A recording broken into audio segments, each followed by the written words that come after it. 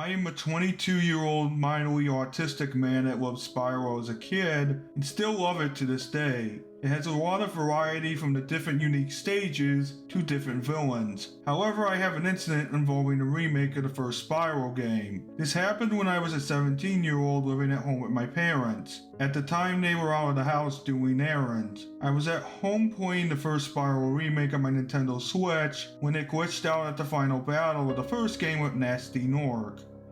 Immediately after this glitch, I quit the game and then restarted it by pressing the A button. I thought that this was no big deal, so I moved on. When I got to my save file, it was deleted without any explanation. My theory at this point was that the glitch could have deleted my save file upon me quitting the game. I did not think about screenshotting this game at the time because I forgot the Nintendo Switch can take screenshots. Not wanting to think too much about this, I started a new save file and began playing the first Spyro the Dragon game again. The game was acting fine until I reached Peacekeepers, the second world in the original and in the remake. When Spyro got off the balloon, a unique cutscene happened. The small purple dragon was moving towards the entrance of Peacekeepers until some type of magic surrounded him. As the magic swirled around him, Spyro began holding his head in pain and screamed like he was having a very bad migraine. After a few seconds of screaming, the magic disappeared instantly like nothing happened, but Spyro was confused, saying, "Where am I?" The small purple dragon looked at his hands, terrified, saying, "Who am I?" A lightning bolt hit the pier, accompanied with noises of loud thunder. A cloud of smoke quickly came on screen, distracting Spyro. Nasty Nork appeared out of the cloud of smoke, laughing evilly. He then said, while standing proud and still gloating, "Your memories are now broken into pieces across these 4 new realms, Purple Dragon. The Dragon Realms are now mine to conquer, and nothing will stop me." Nasty Nork then left, laughing evilly, and turned into a flying puff of smoke and left. Spyro then looked at the water, seeing his reflection not in shock, but in confusion. After looking at his reflection, the small purple dragon walked into the entrance, ending the cutscene. This left me confused because it was never in the game when I played it the past 20 times. I figured that the game must be hacked by someone or a virus corrupted it through the glitch earlier. The world of Peacekeepers was the same, but with enemies from the Artisan's world. These enemies were easy to defeat because they couldn't get in the tents or use the cannons. Also, while traveling around the barren desert, I noticed that only one level was open, and that was Dry Canyon. In this level of Peacekeepers and the rest of the game, I would encounter some type of a floating film reel next to a dragon statue. When Spyro touched one of them, this would bring a little back of Spyro's memory, like when he first breathed fire, for example. However, nothing major in Dry Canyon had changed, except for when the dragons were freed. They would discuss that a memory erasing spell could be destroyed when the individual gets their memory back, aka getting all the film reels. As a completionist, I did so gladly for the rest of the game. Eventually, after being unable to enter most of Peacekeeper's levels, I went to see if I could confront Dr. Shemp, the boss of that world. Surprisingly, the level was accessible and I entered the portal. It just immediately started off with confronting Dr. Shemp instead of a level where you could travel to collect gems or a dragon statue. No advice from the dragon, just the boss fight. In an arena similar to a coliseum with the witch doctor on equal ground with Spyro. This was surprising because all bosses in the original and in the remake of Spyro the Dragon would get hit then run away, repeating the pattern 2 more times. All was going well until Dr. Shemp got hit once, causing him to spasm out, with the staff forcibly hitting the ground non-stop, causing the arena to lose some bricks on the ground, revealing a dark abyss beneath. The new objective of the fight was now clear, which was to destroy the staff before it causes you and Dr. Shemp to fall into the new abyss below. The staff would take 3 more hits with Spyro's fire breath and then explode, causing Dr. Shemp to fall from the arena into the abyss below, with a loud thud being heard. After that, Spyro was immediately taken back to Peacekeepers, which gave me a thought. If Dr. Shemp's boss fight was different from the original remake, what other things could the game change? I took Spyro to the balloon to take him to the next world, Magic Crafters, which triggered another cutscene. The next cutscene was Nasty Nork breaking his television in anger because of Spyro being Dr. Shemp and swearing to make the small purple dragon's journey a lot harder. A light bulb appeared above Nasty Nork, giving the orc-like warlord an idea. This put a smile on Nasty Nork's face as he laughed evilly as it cuts to black, ending the cutscene. When Spyro got off the balloon, I immediately took control of him, guiding the small purple dragon into the cave. The cave was normal, but the enemies looked tired and depressed, like they did not want to be there. The small purple dragon in my control went up to one of them and they sighed as he dashed into them, sending them flying. My reaction was being confused because I never witnessed something like this in Spyro Run or any game I played before. As I stayed still, Sparks the dragonfly looked at the screen and encouraged me to keep going.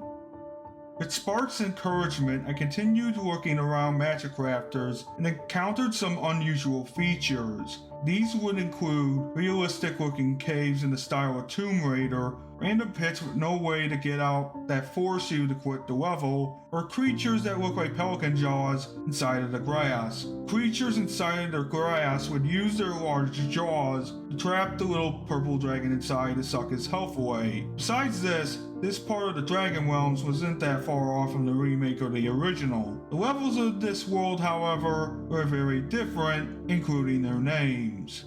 Starting with Alpine Ridge, or its new name, Cliffside Mountain, it was now literally a cliffside level, a spiral going up a mountain with a path that occasionally zigzags. One of the enemies were the cartoony spiders you would see in high caves, however these would crawl down the mountain to block the path to the top. Unlike that level though, Spyro can use his flame breath to destroy them. The other enemy type were wizards that would take away certain chunks of the path to stop Spyro's progress that could be damaged by his dash attack via flying. The gems in the egg were easy to collect because they were on one singular path. For the 4 dragons, they advised the small purple dragon facts about the enemies and to keep collecting his fragmented memories. 6 of the floating film wheels were in this level, which were easy to collect. The memory that was shown after being completed just showed Spyro learning how to dash at enemies or sheep, with a few dragons cheering him on. The end portal back to Magic Crafters was standing in the core of the mountain instead of the top, meaning Wizard's Peak's new equivalent could still be in the game. As Spyro returned to Magic Crafters, I paused the game to look at the skill points for the whole game, which were interesting to say the least, because there were 5 skill points from the past 2 worlds missing, and 2 new additions specifically for Nasty's World and Nasty Nork. Before I show the list, I'm going to explain what skill points are. They are basically hidden achievements like how PlayStation trophies are, except they give Spyro lives. Skill points: Mountain Maze, light all the flames; Blowhard, ride Blowhard's platforms; Electric Trap, avoid the electrical floor; Metalhead, find Metalhead's weakness; Dreamweavers, secret path to Nightmare Castle; Nightmare Castle, hide from the shadows; Frightening Tower, activate the alarms; Jock, shock jocks 3 times while not being damaged. New Edition, Nasty's World, perfect. New Edition, Nasty Nork, find Nasty's weakness. These were very interesting and very unique for skill points, but I was a little concerned about the future levels being harder due to the names. I unpaused the game and moved on to the next level inside the realistic cave, which was Lighthouse Flight, Crystal Flight's replacement. The level was Spyro flying inside a giant lighthouse, collecting wooden gems, lights, rains, and strange planks that rotated on a time limit. It was similar to the other flight levels, including no collectibles from the normal levels excluding gems. After completing Lighthouse Flight, I went to where high caves or mountain maze would usually be, but instead a new cutscene played. The cutscene showed a few of the depressed enemies from earlier guarding the level gate for mountain maze. Spyro walked up to them to ask what was wrong, but there was no response. The depressed enemies sighed and walked away, not in the mood for fighting. Spyro was about to go after them but decided to just go into the portal to mountain maze instead, ending the cutscene feeling remorseful.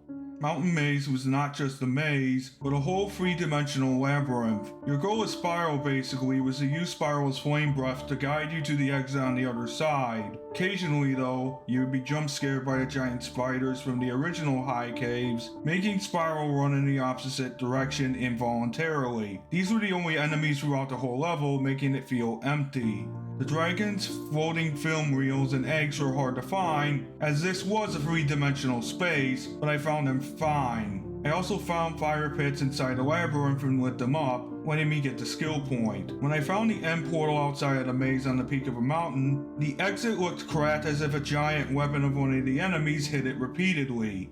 I thought it could be one of Nasty's minions or Nasty himself, but couldn't confirm it as the culprit was long gone. Thankfully, the portal still worked. As Spyro took the portal back to Magic Raptors, my mind started to wonder if there would be more moments like this in the game, or if it was a one-time thing. My thoughts were interrupted as the small purple dragon had returned to Magic Raptors. I took Spyro over to where Wizard Peak, or its replacement, Magical Summit was, and saw that the portal to the level was okay. As the small purple dragon went into the portal, I heard Nasty Nork's evil laugh. This alarmed me immediately and I remained on my guard. The next level, Magical Summit, was basically a more scrambled version of Wizard Peak, but with more enemies and more unfair jumps. The enemies were the normal wizard enemies from Wizard Peak, but twice the amount. Sometimes the unfair jumps are literally impossible to do, except if or when moving platforms appeared. The collectibles are sometimes in hidden places that required unfair jumps, making it a challenge. Besides that, the level was scrambled but playable. When Spyro reached the end portal this time, it was still working and not in ruins. The small purple dragon went inside the portal, which glitched. Upon going back to Magic Raptors, the sky suddenly darkened as Spyro arrived. This made me suspicious, as this was something else new. The camera cut over to where the portal the Blowhard and ex-boss was at. Above it, a dark cloud swirled. I took Spyro to Blowhard's portal, and before going in, one of the dragons I freed earlier flew over. This dragon told Spyro to watch out for Blowhard's tricks, as this master of wind knows how to create shields and platforms out of thin air. Then he flew away into the sky. I was confused but ready to fight Blowhard. I let Spyro go into the portal and fight the third boss of the game. As Spyro landed into the fight with Blowhard, I noticed his arena was on top of one of the mountains from Magical Summit, with a few fences surrounding both the small purple dragon and the Wind Wizard. When I hit Blowhard once with Spyro's flame breath, the Wind Wizard created two platforms that bounced up and down quickly. The timing to get on these platforms was very tight and precise. If you ride on either of these platforms for a few seconds, the skill point would be achieved. After damaging Blowhard 2 more times, the platforms would disappear, causing Spyro to fall down to the ground. The Wind Wizard then made 2 medium-sized shields, constantly rotating around slowly on his waist. At this point, Spyro would have to wait for Blowhard to go upwards, exposing his tail, thus finding a new weakness. This process would repeat for 3 more hits, and then the Wind Wizard would explode in a dark gust of wind, ending the fight. When Spyro returned to Magic Raptors, I thought that the game wasn't going to be dark, but just a weird hack. However, as I took Spyro to Beastmakers on the balloon, another cutscene played with Nasty Nork, attacking almost all the portals in Beastmakers, except the replacements for Terrace Village and Metalhead. The orc-like leader attacked the portals with his giant weapon, shattering them in the process. Nasty Nork laughed evilly, turning into a black cloud smoke, and then flying off, ending the cutscene. Spyro arrived, and as I ran around Beastmakers, there were Nasty Nork's minions with electrical rods cheering around and celebrating the destruction. As they brought Spyro closer to the minions, they stopped and ran angrily at him. These minions were damaged with the dash move and defeated easily. After defeating all of them, I went to free the dragons and collect the gems for the Beastmaker's homeworld. Freeing the dragons was very easy to do, but one dragon said that Nasty destroyed almost all the portals in Beastmakers except for 2. The other dragon told Spyro to get revenge on Nasty Nork and his minions, while the freed dragons tried to rebuild the portals so that the small purple dragon could regain all of his memories. When the gems were all collected in the Beastmaker's homeworld, I took Spyro to Terrace Village's replacement to see what had changed. Terrace Village's replacement, or electrical trap, was a factory composed of electrical floors that constantly went on and off, with the Norks using electrical rods to do so. The level annoyed me to no end because of those floors, and the timing of the jumps had to be also perfect. The level annoyed me to no end because of those floors, and the timing of the jumps had to be almost perfect or Spyro would fall to the ground getting electrocuted immediately. That animation of the small purple dragon being electrocuted was always disturbing to me. I don't know why, because it just did. Eventually I came across a pack of snakes that shot electricity out of its tails towards Spyro. They were hard to dodge because of the electrified floors below, so I waited until the right moment to flame breath them. At the end of the level, I was greeted with an upsetting memory of Spyro's after getting the last floating film reel. It started with a baby purple dragon in a crib in the Dreamweaver's homeworld, who I presume to be Spyro, being cared for by 2 larger purple dragons who must have been Spyro's parents. All of a sudden, a few explosion sounds could be heard from off screen, which made me jump a little bit because of the noise. They immediately grabbed Spyro out of the crib and ran off screen as Norks ran after them. Spyro's parents rushed into the castle and found a balloonist inside. These larger purple dragons told the balloonist to take their son away to the artisan's homeworld. He obliged and took the young Spyro away from his parents' claws into his balloon. The camera then cut to a balloon drifting slowly away from Dreamweavers, while I heard male and female screams, presumably from the parents, as Nasty Nork's evil laugh also played. That is where the memory ended, and being shocked was an understatement.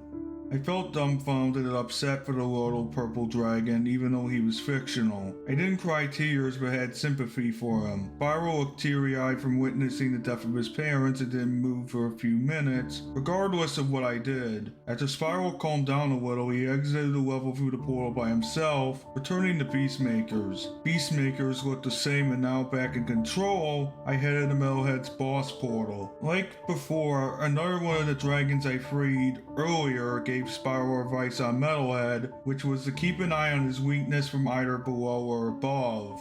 When that dragon left, I forced Spyro to enter the portal to Metalhead. This let me think about how the game changed while the boss fight loaded. I thought about the virus theory being the most possible because of the changes to the game, but that couldn't be right. Something had to be within the virus to change this from the normal remake to this. And then the realization hit like a truck. The virus didn't change the levels. There was a ROM hack of some kind that got uploaded through the virus, which explained why everything was so different, from the floating film reels to Spyro losing his parents.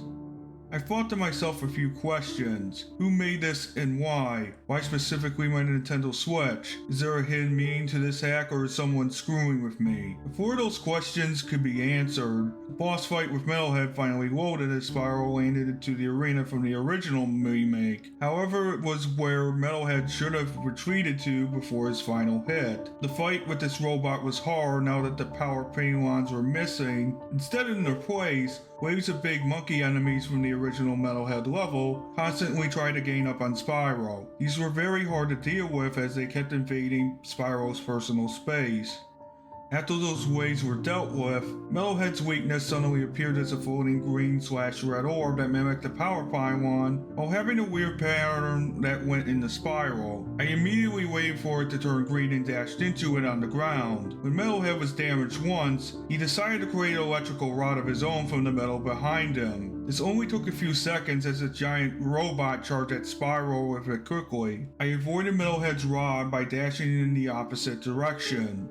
The fight now felt too easy as Spyro and Metalhead were in a virtual bullfight. I soon came up with a solution, which was to use the small purple dragon's flame breath on the electrical rod. The weapon took a few hits to destroy as Metalhead was dashed into by Spyro. This caused the green red orb to appear from above and now take a more simpler pattern, which was to move back and forth. I went inside a tiny fortress and took a whirlwind to the upper half of it, which eventually led me back outside. At this height, I waited for the orb to turn green and come near Spyro, which I made him dash into, shattering it.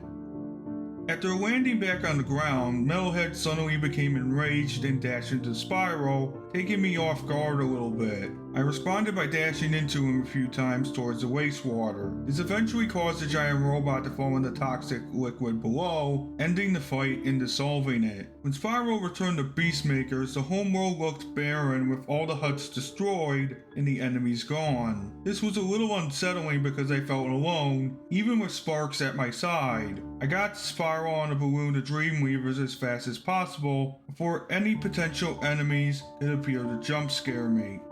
At this point in the game, Dreamweavers would usually be the most trippy out of all the worlds of the first Spyro the Dragon game, including the original remake. However, this wasn't the case as Spyro got off the balloon when it landed in this world. Dreamweavers instead looked like something out of a horror film. The usually bright sky was instead dark and cloudy with lightning occasionally striking the ground. The castles looked gothic in design and reminded me of Dracula's own castle. Dreamweavers' enemies were the same for the original, but more unsettling and monstrous. They were even willing to jump scare Spyro when getting the chance. Similar to Beastmakers, most of the portals were destroyed, but 3 of them are still functioning. These were Haunted Towers and Lofty Castles replacements, including Jock's portal. This was becoming a repeating pattern and I knew that it was probably going to be in the final world. However, I wondered why Nasty Nork didn't destroy the boss portals along with the replacement levels portals. My conclusion was that Nasty had some level of mercy for the small purple dragon and wanted a fair fight. After getting all the collectibles in the Dreamweaver's homeworld, a cutscene played. Nasty Nork was watching Spyro from above on one of the Gothic castles in order to view mysterious shadows to haunt the small purple dragon on his quest. He watched with glee as they dive down to the Lofty Castle's replacement, Nightmare Castle's, portal. When these mysterious shadows entered, the orc-like villain laughed evilly. Spyro, seeing what just happened, was hesitant at first, but went into the portal going after the mysterious shadows, ending the cutscene. Nightmare Castle, Lofty Castle's replacement, took place inside a castle rather than the outside of it. I noticed that the music had changed for the first time in the level because it sounded sinister and dark. This was strange, but more fitting for Nightmare Castle as it is a creepy castle after all. The level had torches on the wall lighting the halls, guiding Spyro along the way. Sometimes though, the flames would go out, resulting in you having to hide in the alcoves alongside the walls. The mysterious shadows from earlier would then appear and haunt the halls for a few minutes before the torches instantly came back on, scaring them away. These were the only type of enemies in the level that can't be hurt by Spyro.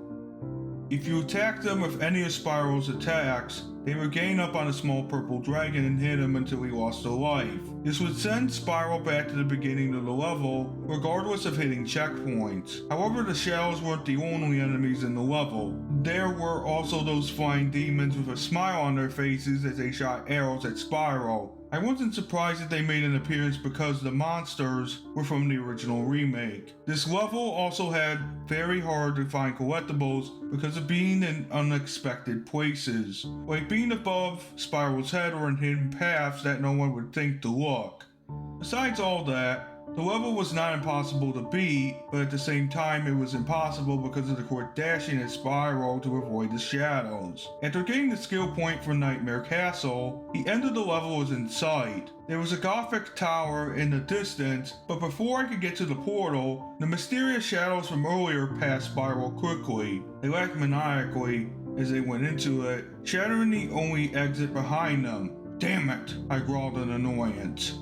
Before exiting the level through the pause screen, I released the last dragon in Nightmare Castle. He told Spyro to find another way to get back to the Dreamweaver's homeworld, and the small purple dragon said, "How?" in annoyance. The dragons just flew away without explaining, but I knew what to do already. I was about to get out of the level, but noticed that I forgot one floating film reel.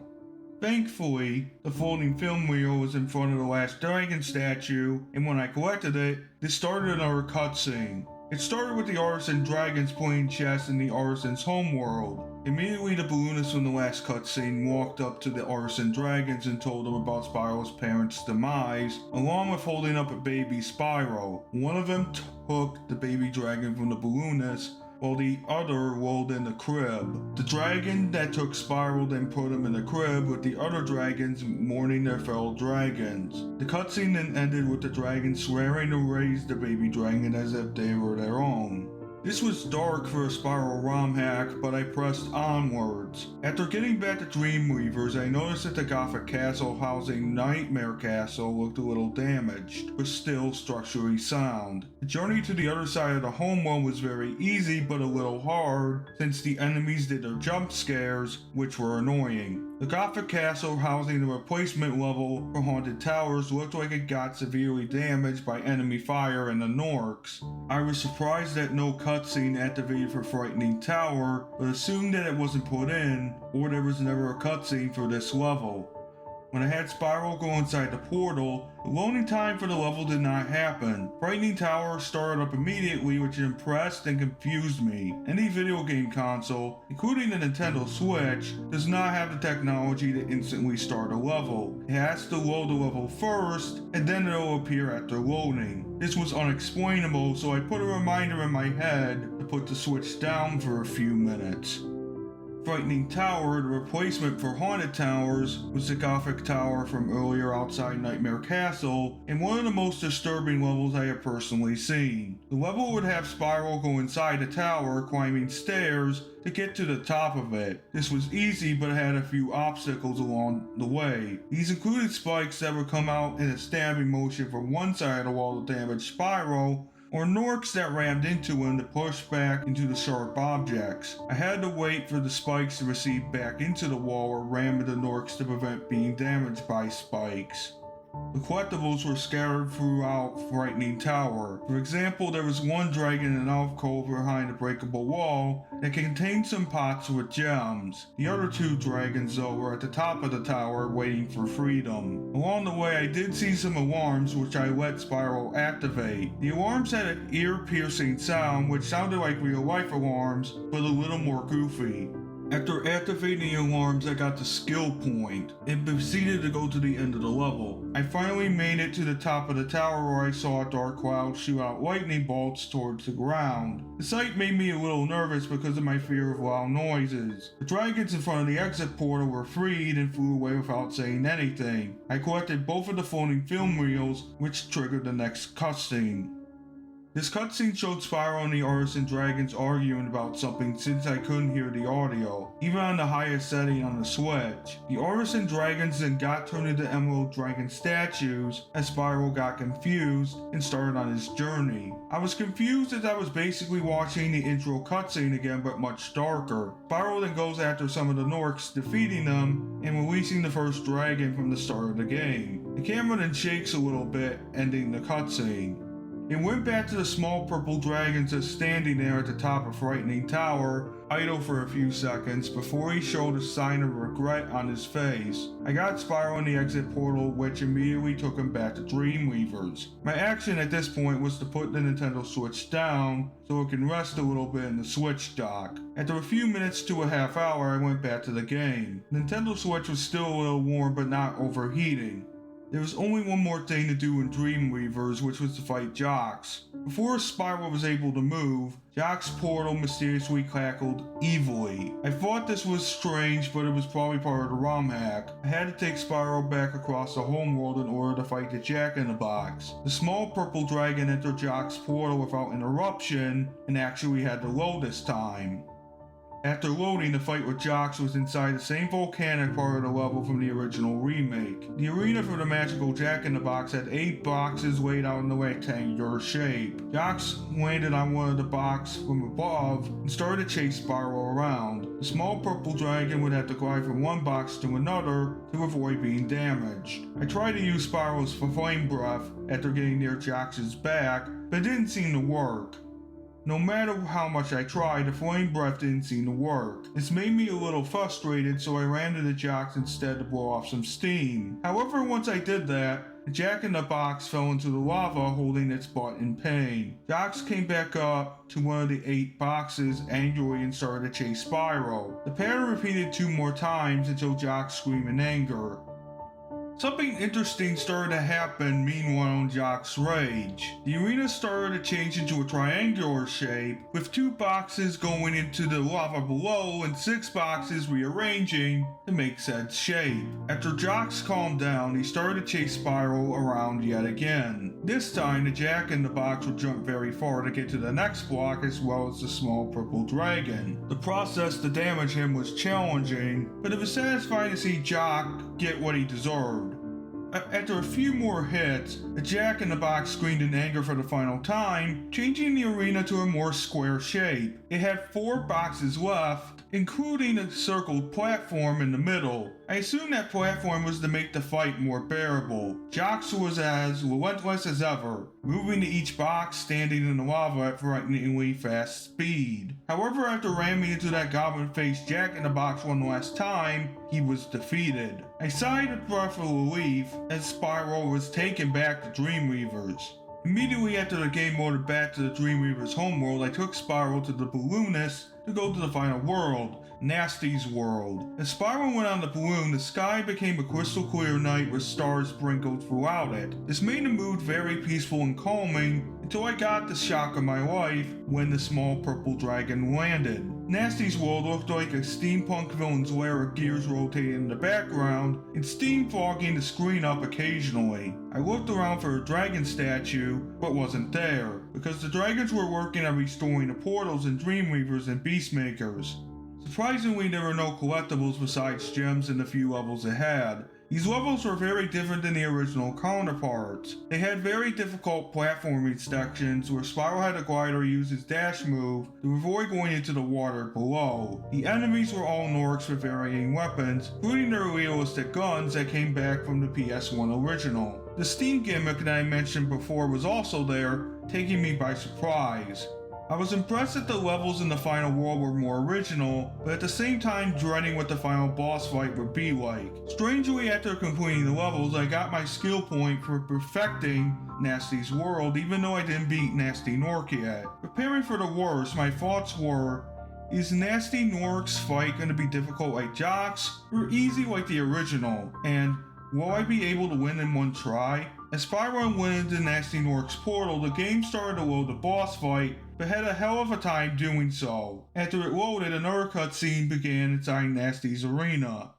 The cutscene had Nasty declare his victory against the dragons, but be interrupted by Spyro entering into the lair, angering the orc-like villain. Spyro, in a heroic tone of voice, told Nasty to give up and surrender. The orc-like villain responded in anger with, "The dragons thought I was ugly and they got turned into emerald statues. I'll be the one winning this fight, purple dragon." As soon as Nasty said that, he leaped into the air and then landed on the ground with his staff in hand, ending the cutscene. I prepared Spyro and myself for a long fight as the orc-like villain roared, starting the final battle of the ROM hack. Nasty Nork first attacked with his mace, shooting energy blasts at Spyro, which were easily avoidable by using his dash move. I flame breathed Nasty from behind, and the strategy of dashing and flame breathing worked for the first few hits. It only stopped working when the orc-like villain went back on top of the arena and started firing lightning bolts out of his staff. All of a sudden, without warning, steam appeared on my screen, blocking my vision. This annoyed me as I kept a lookout for lightning bolts headed towards my way. Eventually, Nasty would stop firing lightning bolts from his staff and drop colorful orbs onto the ground. Objects were meant to explode but acted as projectiles when Spyro put one in his mouth and fired at the orc-like villain, causing damage to his armor. This would repeat a few more times until Nasty's armor was completely cracked. The music from Nasty Nork's battle in the original game suddenly stopped and was replaced with a more rock metal battle theme, including the occasional chanting. I couldn't tell what the chanting was, but it sounded like gibberish. During the change of music, Nasty Nork suddenly changed into a cloud of darkness that shot crystals onto the ground. If Spyro got within a few feet of the crystals, he would turn into a crystal statue temporarily, but be able to get out of his prison by repeatedly tapping the A button. However, when Spyro didn't get free, Nasty Nork would dive at him, making the small purple dragon lose health. This was a frustrating move that Nasty did, but I turned it into an advantage by finding crystals and ramming into them. The now airborne crystals then hit Nasty a few times, causing him to lower and take a flame breath to the front. After this final hit, Nasty transformed back into his normal orc-like form and fell to the floor unconscious alongside his staff.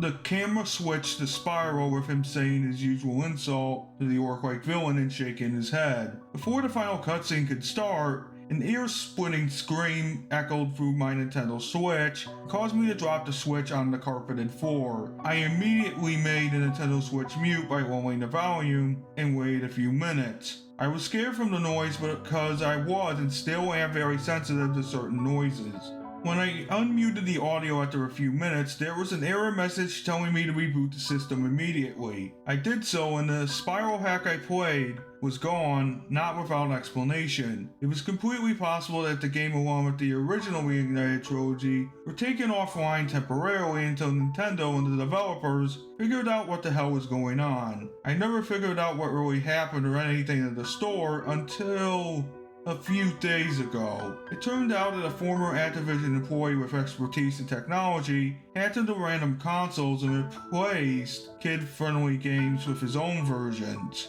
The purpose was to extract the player's financial information from the consoles while the player played the ROM hacks. The guy would then buy expensive things using the information so he wouldn't pay for anything. This would explain why my parents had to change debit and credit cards multiple times after the incident. My parents do not have the most money or anything, but this revelation made my blood boil. All those times when my parents were living paycheck to paycheck to make ends meet was because of him.